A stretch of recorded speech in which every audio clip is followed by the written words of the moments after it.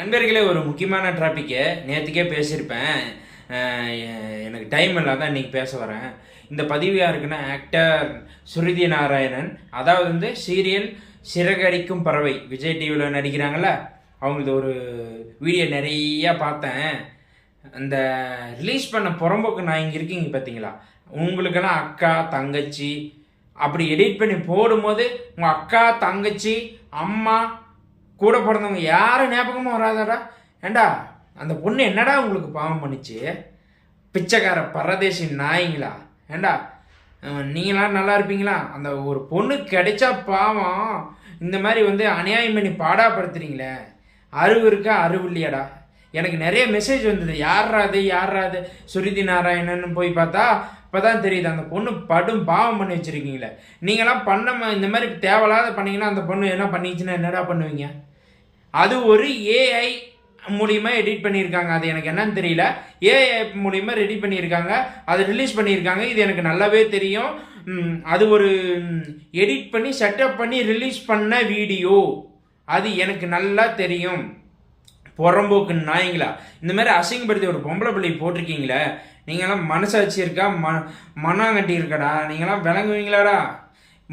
இந்த எடிட் பண்ணி போட்டான் பார்த்தீங்களா, அவனை பிடிச்சி செருப்பாலாடிங்க. அவன் காவல்துறை ஐயா அவர்களுக்கு அவனை பிடிச்சி செருப்பாலாடிங்க. அவன் ஐபி அட்ரஸ் யாருன்னு பாருங்க.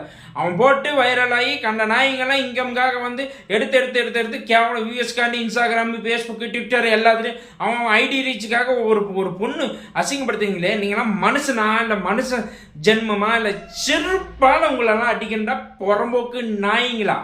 அறிவு இல்லை அறிவு. ஒரு பொம்பளை பிள்ளைய கிடைச்சதுன்னா இப்படி அசிங்கப்படுத்துறானுங்க. சி கருமம் பிடிச்சணும். என்ன சோசியல் மீடியா? அது சோசியல் மீடியா இது கிடைச்சா போதும். சோசியல் மீடியாவில் இப்படி சம்பாதிச்சு திங்கிறதுக்கு வேற ஏதாவது பண்ணிக்கிட்டு போயிடலாம்.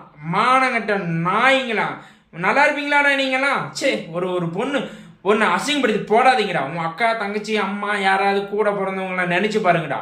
பொறம்போக்கு நாய்ங்களா?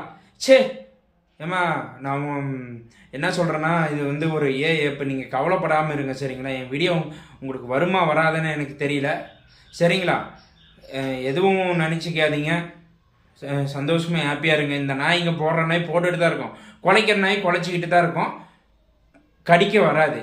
எச்சக்கலை நாய்ங்களா, நீங்கள் இந்த மாதிரி அசிங்கப்படுத்தி போட்டு சோசியல் மீடியாவில் சம்பாதிக்கிறதுக்கு வேற என்ன பண்ணி பொழைங்கடா, நல்லா வாயில் வருது.